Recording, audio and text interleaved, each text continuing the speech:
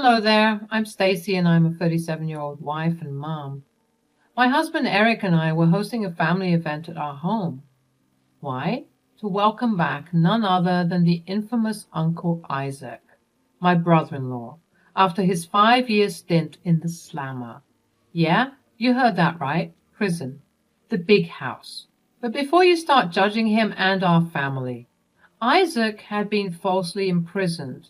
He was at the wrong place at the wrong time, so it took 5 whole years of fighting for his case to finally be reviewed properly and for him to be exonerated. So you can imagine the excitement in the air as we prepared to reunite the family. The party was in full swing and everyone seemed to be having a grand old time. Isaac was at the center of attention, of course, catching up with everyone and regaling us with stories from his time behind bars. He had a special bond with my daughter, Wendy, who used to be close to him before the unfortunate incident that led to his incarceration. I could hear laughter and animated conversations all around the house. The aroma of delicious food filled the air as we indulged in a feast fit for a king. It was a rare moment of joy and togetherness for our family, and I relished the warmth it brought to my heart. After the event extended and everyone left, we were still buzzing with excitement. We were all grateful for the chance to see him alive, happy, and well after his unjust imprisonment. Life resumed its usual rhythm, and it seemed like the storm of family drama had subsided, at least temporarily. However, unfortunately, that buzzing elation after Isaac's return was short-lived. A couple of days after the event, as I sat in the living room engrossed in a book, Wendy burst through the door with a look of fear and anger etched across her face. Startled, I quickly put my book aside and rushed to her side. "Wendy, what's wrong? You look terrified. Talk to me." Tears streamed down her cheeks as she gasped for breath. "Mom, I found a hidden camera in one of my plants." My heart skipped a beat, and a wave of dread washed over me. Hidden camera? In my daughter's sanctuary? Anger surged within me, but I had to remain calm for Wendy's sake. We made our way to her room, my mind racing with a million thoughts and questions. Sure enough, there it was, concealed amidst the lush foliage of her favorite plant, a tiny camera peering into her private moments, violating her sense of security. How long had this camera been there? I felt a mixture of disgust, fear, and anger bubbling up inside me. Without wasting a moment, I called Eric, my voice trembling with a mix of emotions, and relayed horrifying news. "Eric, you won't believe what I've just discovered. There's a hidden camera in Wendy's room. We need to do something about this now." His voice held a mix of concern and fury. "I'll be right there, Stacy. We're not going to let this go. Our daughter deserves her privacy, and whoever is responsible for this will face the consequences." As we waited for Eric to arrive, Wendy clung to me, her tears dampening my shirt. She blamed herself for not noticing the intrusion sooner, but I reassured her that it wasn't her fault. I vowed to stand by her side and get to the bottom of this unsettling ordeal. When Eric finally joined us, his eyes mirrored our emotions, a simmering rage masked by a controlled exterior. We examined the camera meticulously, looking for any clues that could lead us to the perpetrator. It was a violation of trust that cut deep, and we were determined to uncover the truth. The invasion of our sanctuary shattered the illusion of safety we had built around our family. We had to act swiftly, not only for our daughter's well-being, but also to protect our sense of security, because if Wendy found one camera in her room, who knows how many other cameras could have been lurking around our abode. "We won't rest until we find out who did this, Wendy. Don't you worry." "Thanks, Mom. If you don't mind, could I please take a nap in the guest room? I don't feel comfortable in mine, and I'm exhausted right now." "Of course, my baby. Do what makes you feel comfortable. I'm so sorry." Wendy trudged to the guest room, undoubtedly wanting some alone time after her privacy had been invaded so maliciously. I mean, who would do such a thing? We'll review the footage, gather any evidence we might find, and involve the authorities if necessary. No one messes with our family like this. Although I was shaken, I found solace in our united front. Eric and I sat down in the quiet of our living room, the weight of the situation hanging heavy in the air. Our minds whirled with thoughts, trying to piece together the puzzle of who could have planted the hidden camera in Wendy's room. As we explored the possibilities, one name surfaced and lingered: Isaac. I began cautiously, trying to keep my voice level. It's hard to ignore the timing. The camera was most likely planted during the family gathering. And who had the opportunity? Isaac. Stacy, you can't seriously think Isaac would stoop so low. Yes, he made some mistakes in the past, but he's not a creep. He's my brother, for crying out loud. I understood Eric's reaction. Family ties run deep, and the idea of suspecting one's kin of such a violation is unfathomable. However, I couldn't ignore the pieces of the puzzle that seemed to align with Isaac's presence during the family gathering. Prison changes people, and the prolonged interactions between Wendy and Uncle Isaac were ringing alarm bells in both Eric and me, even if Eric was too stubborn to admit it. Gathering my thoughts, I spoke gently but firmly. Eric, I know it's difficult to consider, but we have to face the facts. He spent a significant amount of time with Wendy during the gathering, suggesting somewhat of an interest in her. And let's not forget that he just came out of prison. People change, and their actions can be influenced by their experiences. It's our responsibility to protect our daughter, even if it means questioning those closest to us. Eric's shoulders slumped as the weight of the situation bore down on him. He looked torn between loyalty and the cold, hard facts. Slowly he nodded, his voice tinged with a mix of resignation and discomfort. I don't want to believe it, Stacy, but you're right. The timing is uncanny and it's hard to ignore. We need to find out the truth, for Wendy's sake.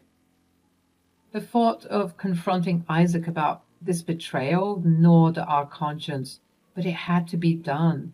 The sanctity of our home and the well-being of our daughter depended on it.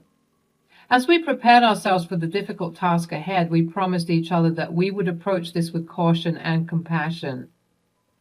We needed to uncover the truth, not only for our peace of mind, but also to protect Wendy from any further harm.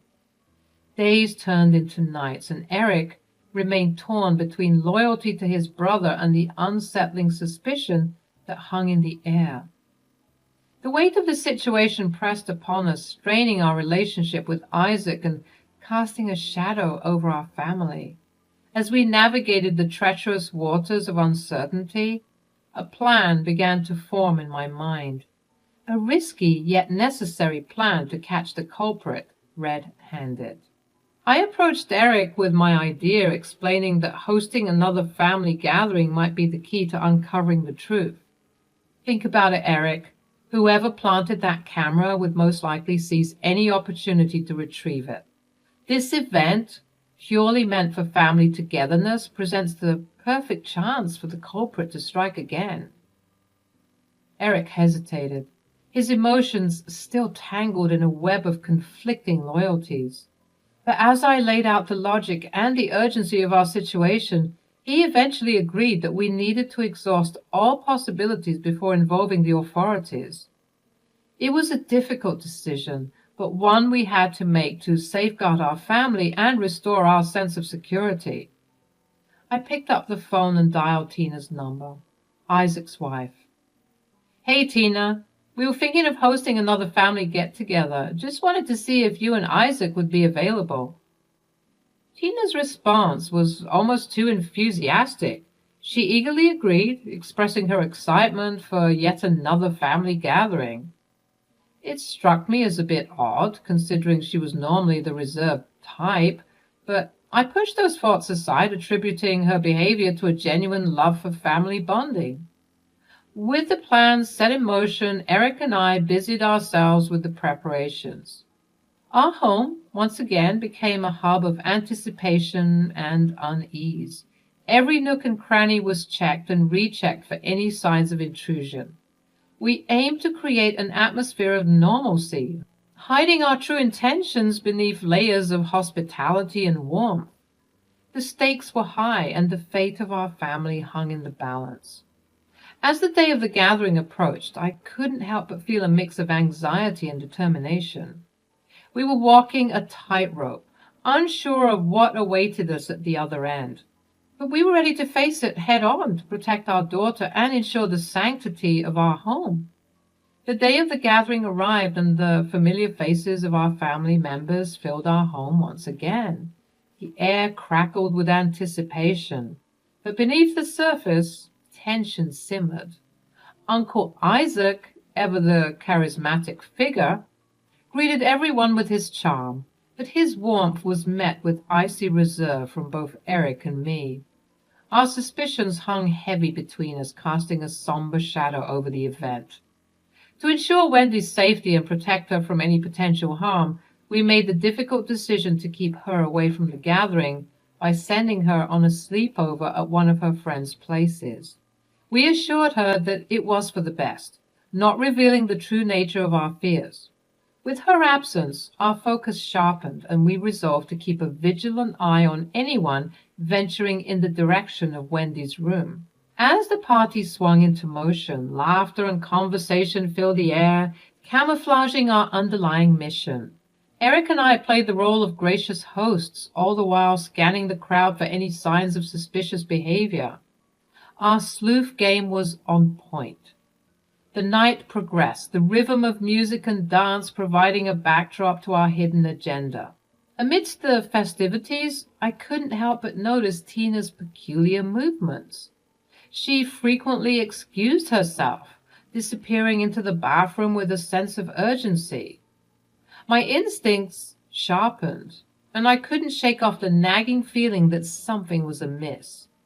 Curiosity getting the better of me, I decided to approach her. As Tina made her way towards the bathroom once again, I followed discreetly, my heart pounding in my chest.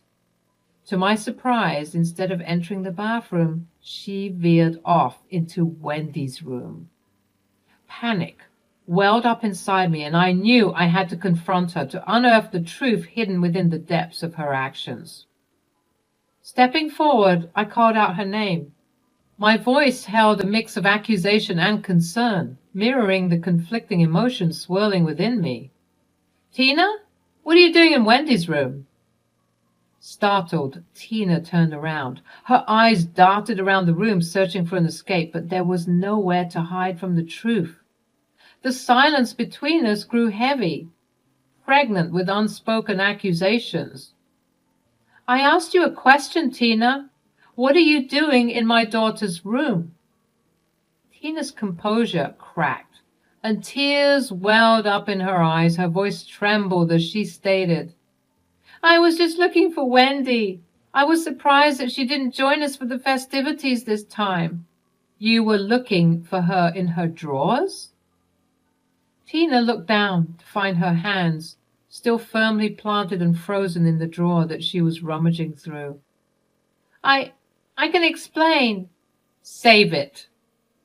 The one person we least expected, the one we had defended vehemently, had betrayed our trust. The room spun with a mixture of disbelief and disappointment. At that moment, I beckoned over to Eric, who was not too far from me, and he hurried over, assuming that we had caught Isaac in Wendy's room. But his jaw dropped when he saw that it was Tina. "You planted that camera, didn't you? Why, Tina? Why would you do such a thing?"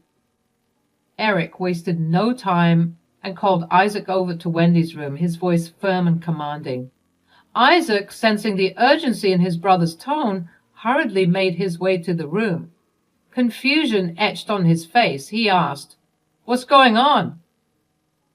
As Isaac entered the room, his eyes fell upon Tina, tears streaming down her face.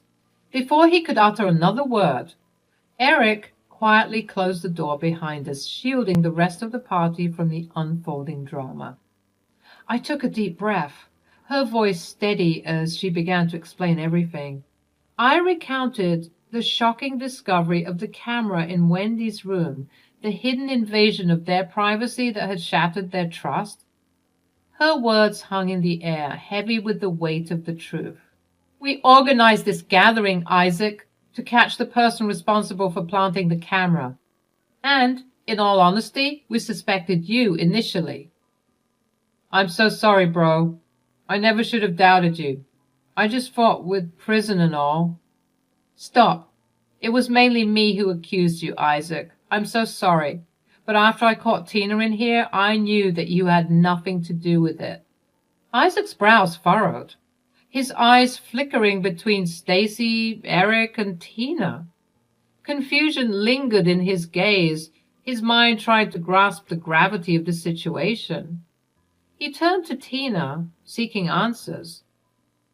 Tina, why were you in Wendy's room? What's happening? We found Tina rummaging through Wendy's belongings. She was the one who left the camera in there. Now that everyone is present, Tina, you need to explain yourself. Why would you do something like this? Tina's gaze darted around the room, seeking solace in her husband's support, but Isaac's face mirrored the shock and confusion that gripped the room. He couldn't fathom why Tina would resort to such invasive measures, especially against her own family. Fine, you caught me. Yes, it was me who left the camera in Wendy's room. I was coming here to retrieve that. We know that. We caught you. We just want to know why. It's because I'm jealous, okay? Tina's confession hung in the air and her motives laid bare for all to see. She admitted with a mixture of shame and frustration that her actions stemmed from her jealousy of Wendy. She had noticed Isaac and Wendy conversing frequently during the previous family gathering, and it ignited a spark of envy within her. She questioned what made Wendy so special, what drew Isaac's attention and affection towards her. Isaac couldn't help but interject, his voice laced with both defensiveness and genuine concern.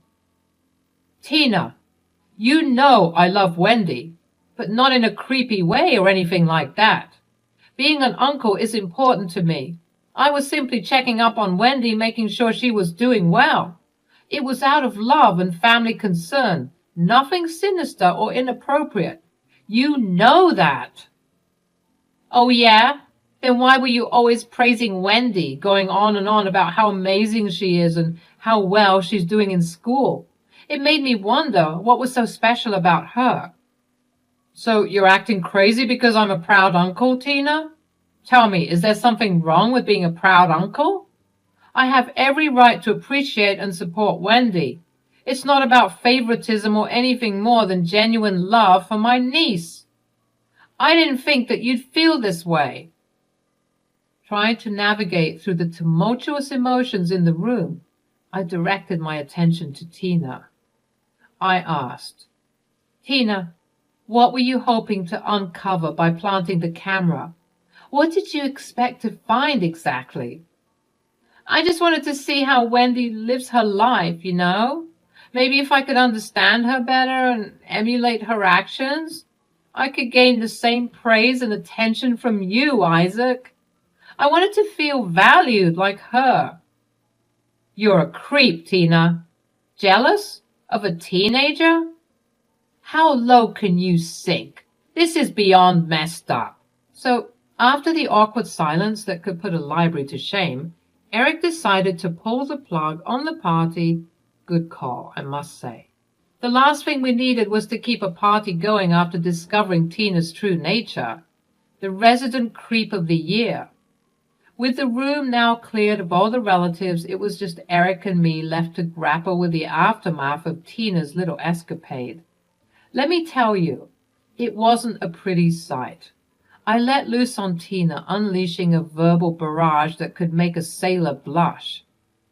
I mean, who does that? Who plants a damn camera in their niece's room? Sick in the head, that's who. Isaac, poor Isaac, stood there like a lost puppy, disappointment etched all over his face. I guess he couldn't fathom what kind of twisted game his beloved wife was playing. Can't say I blame him. I'd be equally dumbfounded if my better half turned out to be a grade A lunatic. As the dust settled and our emotions ran dry, Eric and I found ourselves sitting in our once cheerful home, now tainted by the sinister acts of one family member. The next day, when Wendy came home, it was my job to spill the beans, to expose the whole twisted truth. Wendy's eyes welled up with tears as I recounted the heinous violation of her privacy. The poor girl, innocent and unsuspecting, couldn't fathom that someone in our own family could stoop so low. Trust shattered. Her world turned upside down in an instant. She managed to choke out the words, her voice trembling with hurt and confusion. "Mom, I never thought that anyone would do this to me. Tina? Seriously?" I shook my head, unable to wrap my mind around it. "Believe me, Wendy, none of us saw this coming. Tina's gone off the deep end for sure." With Wendy in my arms, her tears staining my shoulder, I made her a promise. We were going to fight back. Pressing charges was just the beginning. Tina needed a reality check, and we were more than willing to deliver it. Her tearful gaze met mine, seeking reassurance. "But Mom, what about Uncle Isaac? How is he doing?" I sighed, the weight of our shattered family hanging heavy in the air. "If I'm being honest, he's not taking it well. He feels like he can't truly celebrate his freedom knowing that he's married to a nut job." "So, what does that mean? Is he getting a divorce?" "I don't know, baby." "Ugh, I hate what she's done to this family." "Same. Right now, our priority is your safety. We're getting a restraining order against Tina, so she won't even dare to think about crossing your path again." We are in the process of pressing charges and obtaining a restraining order against Tina, the camera-wielding menace. Meanwhile, the once inseparable bond between Isaac and our family remains strained, shattered by the weight of this unimaginable betrayal. It's a painful and awkward silence that hangs between us, a reminder of the depths to which one person's jealousy can sink. But through it all, we remain steadfast, determined to rebuild, to heal, and to find solace in the love and support of those who truly matter. The road to recovery may be long and arduous, but we are ready to face whatever lies ahead, armed with the knowledge that our family's strength will prevail.